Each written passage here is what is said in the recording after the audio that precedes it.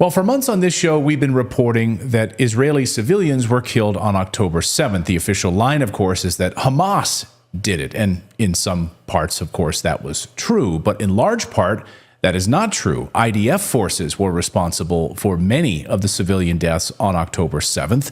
That has been well established, but the Israeli line, the Israeli government has refused to admit as much. And now, a new bombshell report from Haaretz, the Israeli newspaper, confirms what we've been reporting for months, which is, yes, the IDF soldiers were responsible for the deaths of many Israeli civilians. So the question is, why now? Why are we now just hearing about this from an official Israeli newspaper?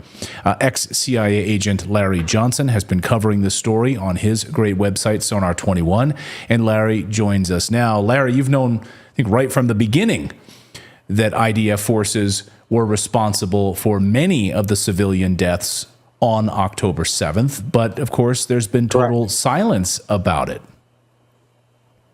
Yeah, actually, Clayton, I think now with the facts that are out there, Israel is probable for most, I would say over half. And look, it's real easy to do the investigation. Names of all the Israelis who died, how many of those were at the Rave Festival, and how many of those bodies were recovered from automobiles?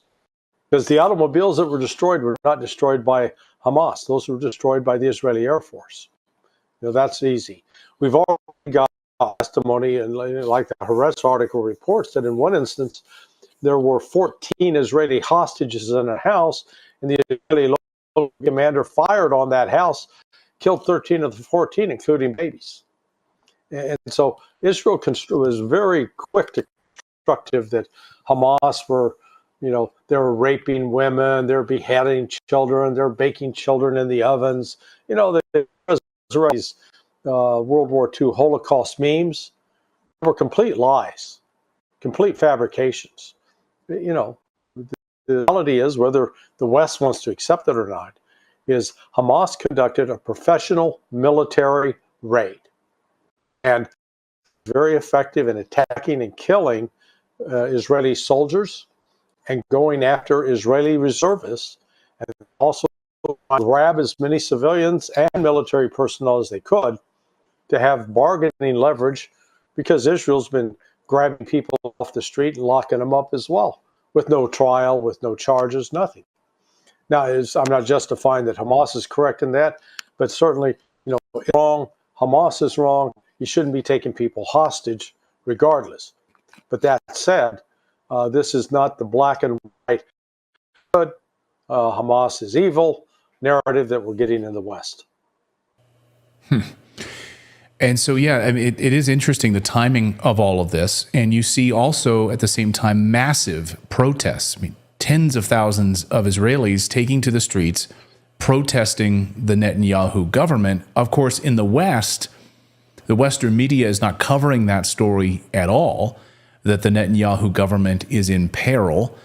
So how is this sustainable for Benjamin Netanyahu? You have Israeli military officials, as you mentioned, saying that you can't defeat Hamas. They're an idea. There's not one particular organization. You can take it all down and it's done. It's completed.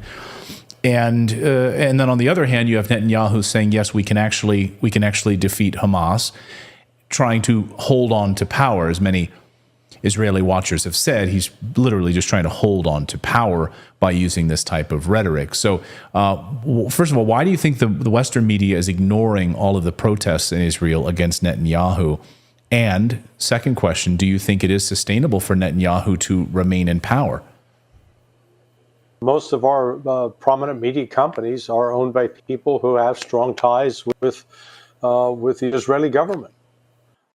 An emotional tie, if you will. So they're definitely not going to do anything that they would be perceived as undermining. But Netanyahu's the pressures on him are growing, not because of what he's doing or not doing in Gaza.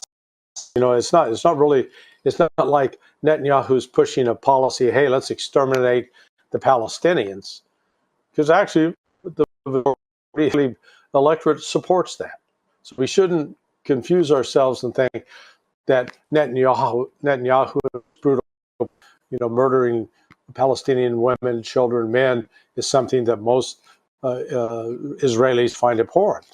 But you've got Netanyahu and his crew insisting now that they're also going to invade southern Lebanon. They're going to fight Hezbollah. And the military's been sending mixed signals. On the one hand, they started talking about going after Hezbollah because Hezbollah's effective use of rockets, mortars, and other weapon systems have driven out at least 80,000 Israelis from the northern territory. So they can't inhabit that. But then over the last month, we've seen a dramatic increase in Hezbollah attacks on Israeli installations and outposts in northern Israel. And so Israel keeps talking like, yeah, we're going to invade. You compare and contrast. We're all 9 months into this war in Gaza, and Israel has been unable to prevail.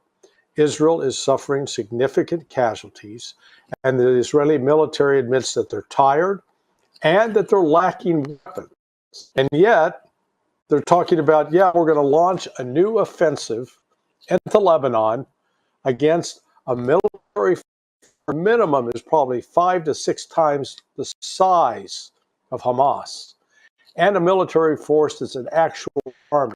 It's not a terrorist outfit, it's an army. They have a chain of command, they have uniforms, they've been trained, they've been in combat operations for at least the last 10 years fighting against ISIS up in Syria, and they are extremely well armed, better armed than they was in the 60s when they bloodied Israel's nose when they came into southern Lebanon back then.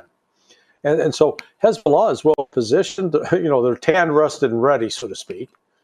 And so Israel's caught in this, the rhetoric says, but their actual capabilities to carry out that rhetoric is a whole different ballgame.